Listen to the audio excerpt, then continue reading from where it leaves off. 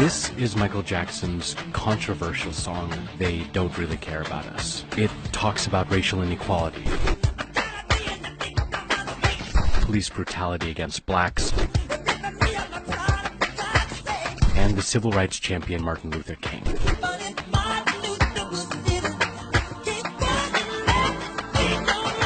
And it's still relevant today. Here's how. With the Civil Rights Act of 1968, legal forms of racism were abolished, but it didn't actually end racism in the U.S. It's not only about forced segregation or slurs or lynching. Professor David T. Wellman defines racism as, quote, culturally sanctioned beliefs, which, regardless of intentions involved, defend the advantages whites have because of the subordinated position of racial minorities. So, let's talk about institutional racism. It's what blocks access to opportunities for people of color. Professor Tricia Rose identifies 5 social institutions that produce and keep racial inequalities going, either intentionally or unintentionally, through housing, education, criminal justice system, media, and wealth. Housing disparity leads to low taxes, which leads to poor schooling, which leads to low education and dropouts and blacks entering the criminal justice system. And because of the median prejudice, they receive longer sentences and can't get jobs when they're finally released, which leads to poorer communities, which leads to housing disparities, which leads to... You see the cycle there?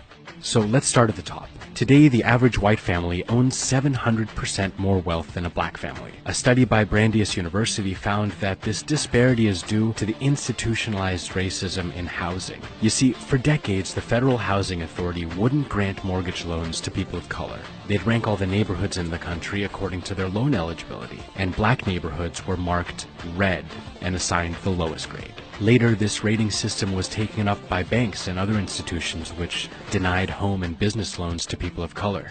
This is called redlining, and although it's now illegal, the damage is still being felt today. Blacks couldn't get loans to buy property in their neighborhoods, and white real estate owners known as blockbusters held all the deeds. Without access to loans, black neighborhoods couldn't thrive. Homes weren't renovated, new businesses weren't opened, and existing ones weren't being expanded. It's what created ghettos and generational poverty.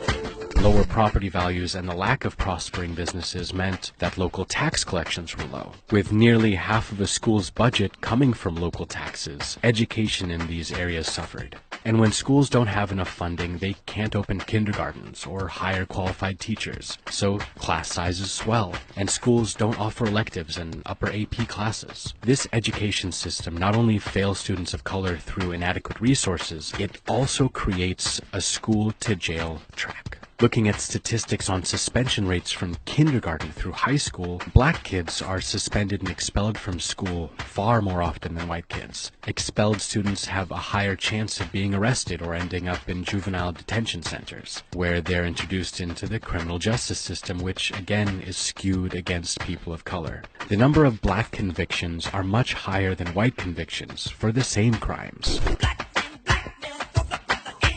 Black people make up only 13% of the U.S. population, but they're 40% of the U.S. prison population.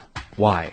It's all about perception. Black people are perceived as criminals, and this stereotype of black people as brutes became especially popular in 1915 with the movie The Birth of a Nation, praising the Ku Klux Klan's protection of white women from the sexual aggressions of free black men. The movie was screened at the White House, and President Woodrow Wilson reportedly said the film was, quote, like writing history with lightning, and its depictions were all so terribly true. And these perceptions have carried on.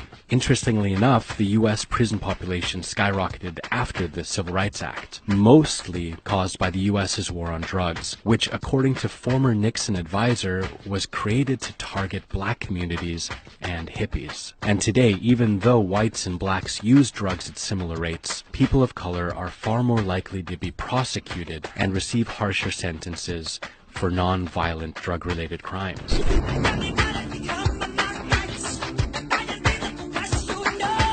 Only 13% of drug users are black, but 36% of people arrested And 46% of people convicted of drug-related offenses are people of color. At the current rate of arrests, 1 out of every 3 black males will go to jail at some point in their lives. And when they get out, they'll earn 21% less in wages than formerly incarcerated white people, which feeds into poverty, which feeds into housing, which feeds into schools, which feeds into prisons, which was fed by the media, and round it goes. 66% of the overall population and 70% of the white population think racism is individual rather than being built into laws and institutions. What do you think?